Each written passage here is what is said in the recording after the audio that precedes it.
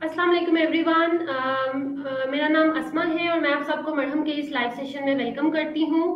आज हम जिस टॉपिक के ऊपर बात करने जा रहे हैं बहुत ही रेयर और बहुत इम्पोर्टेंट टॉपिक है, which is bleeding during child delivery and anaesthesia challenges.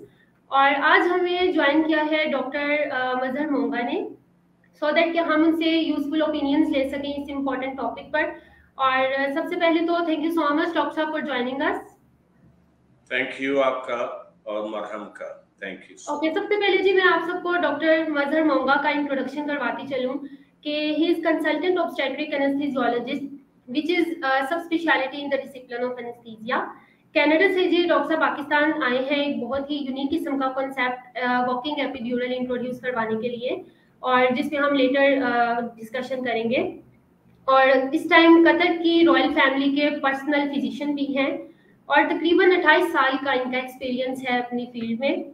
और जो अर्ली एजुकेशन और स्पेशलाइज्ड ट्रेनिंग है वो इनकी साउथ अफ्रीका में है, and where he acquired his diplomate of the South African board of anaesthesia from college of medicine of South Africa. 14 साल Qatar में as a senior consultant obstetrics anaesthesiologist काम किया। 7 साल इन्होंने सऊदी अरेबिया में as a consultant anaesthetist काम किया और chairman of department of anaesthesia intensive care Riyadh रहे। इसके अलावा स्टिल ये कतर की रॉयल फैमिली के पर्सनल फिजिशियन भी हैं, जो कि कोई किसी भी वुमेन की डिलीवरी के टाइम पे इनको कॉल करके अपने पास बुलाते हैं सो दैट कि ये उनको सर्विस प्रोवाइड कर सके। तो सबसे पहले तो मैं आपको बताती चलूँ कि आज हम कोई नॉर्मल लेबर या नॉर्मल डिलीवरी की बात नहीं करेंगे। आज हम एक कॉम्प्लिकेटेड डिलीवरी की बात करेंगे जिसको कहते हैं कि ब्लीडिंग ड्यूरिंग चाइल्ड डिलीवरी, जिसमें हम बात करेंगे कॉजेज के बारे में सबसे पहले, ठीक है, कि उसमें प्रॉब्लम्स क्या होती हैं। क्योंकि किसी भी डिजीज पे जब हम बात करते हैं तो उसकी मैनेजमेंट से पहले उसकी कॉजेज आइडेंटिफाई करना बहुत जरूरी होता है। तो सबसे पहले हम कॉजेज पे चलेंगे, ठीक है, कॉजेज पे चलेंगे। और इसके साथ हम जब स्टार्ट करेंगे तो डॉक्टर साहब से पहले हम पूछेंगे कि वो जो कॉन्सेप्ट इंट्रोड्यूस करवाना चाह रहे हैं वॉकिंग एपिड्यूरल का, और वो क्या है, उसकी क्या लॉजिक है, वो किस तरह का यूनिक कॉन्सेप्ट है, और right after C section patient की क्या जर्नी होती है, मतलब डॉक्टर साहब इसको दूसरों से किस तरह से डिफरेंशिएट करेंगे। मैं सबसे पहले आपका शुक्रगुजार हूँ, इतनी तारीफ आपने हमारी की जिसके हम इतने मुस्तहक नहीं हैं। बहरहाल एक इनिशिएटिव लिया है यहाँ पाकिस्तान आने का। मैं वॉकिंग एपिड्यूरल को इस तरह डिस्क्राइब करूँगा, ये आपकी पिकनिक है। बिलीव में हम आपको पिकनिक वाला माहौल देते हैं। मरीजा को 2 घंटे के अंदर अंदर चलाते हैं अगर सी सेक्शन हो। वैसे अगर एपिड्यूरल लगा हो with in 5 minutes they can walk inside the labour sweet. इसको कहते हैं combined spinal epidural. Combined spinal epidural, normal जो ट्रेडिशनल एपिड्यूरल लगाते हैं लोग, वो जो है ना उसको टाइम लगता है उसके इफेक्ट पे। कंबाइंड स्पाइनल एपिड्यूरल आपने स्पाइनल भी साथ देते हो, एपिड्यूरल भी साथ देते हो। उसके लिए आपको डेमोन्स्ट्रेट करके दिखाना पड़ता है। ये जरा हार्ड है for anyone to understand, but you do both the procedure. आप करते हो एक ही नीडल से, जिसको टूबी नीडल कहते हैं। अच्छा, कंबाइंड स्पाइनल एपिड्यूरल का एडवांटेज ये है कि इंस्टेंट पेन रिलीफ होती है। इंस्टेंट पेन रिलीफ का मतलब एक औरत 3 to 4 सेंटीमीटर लेबर रूम में आई और उसको बहुत दर्दें हो रही हैं, यही एक छोटा सा ब्रीफ पीरियड है जो उसको पेन देगा। उसके बाद क्या होता है कि जब आ जाती है तो उसको हम एपिड्यूरल, एक वॉकिंग एपिड्यूरल लगाते हैं, जिससे मरीजा को ना उनकी टांगे सुन होती हैं, ना उनको कोई डिफिकल्टी होती है। पेन तो कंप्लीटली, मैं कहता हूं 99% आपकी पेन रिलीफ मैं with in couple of seconds कर दूं। उसके बाद जब वो स्पाइनल का इफेक्ट वेयर ऑफ होता है, by that time epidural starts to work. ये वो टीका है जो रीढ़ की हड्डी में डालना होता है, एक खास जगह होती है जहां जाना पड़ता है।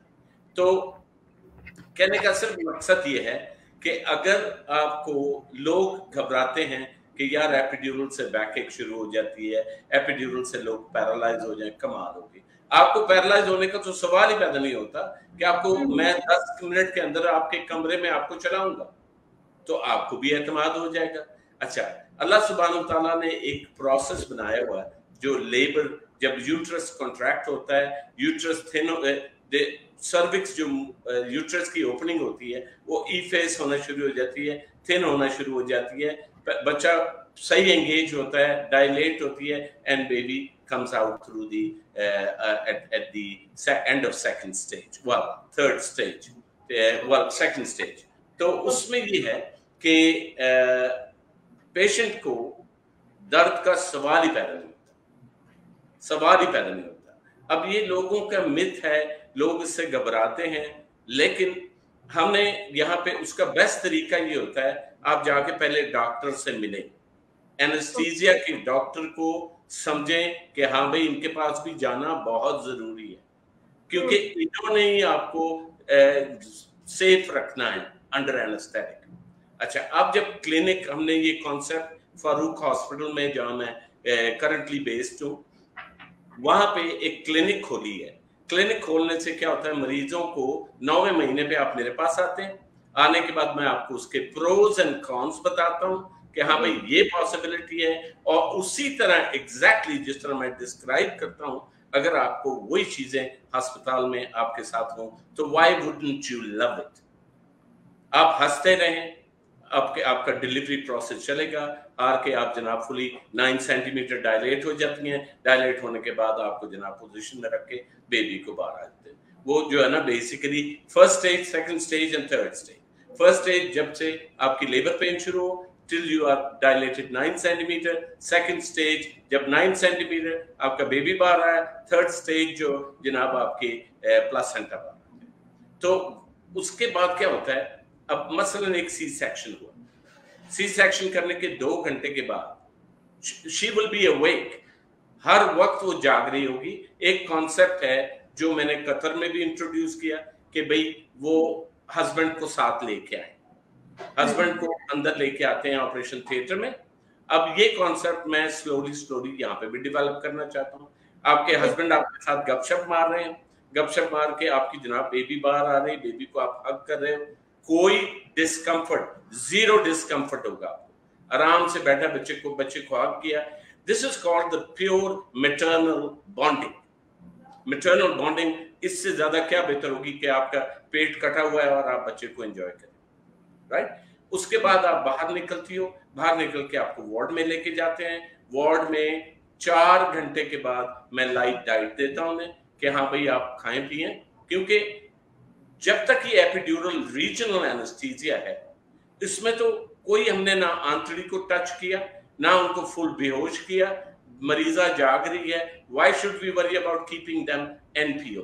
तो उनको हम 4 घंटे के बाद लिक्विड डाइट देते हैं, उससे बंदा और कॉन्फिडेंस बिल्ड होता है। 6 घंटे के बाद मैं उनको काउच पे बिठाता हूँ कि आप बैठिए और अपना टीवी देखिए और व्हाट्सएप पे अपने गपशप मारिए।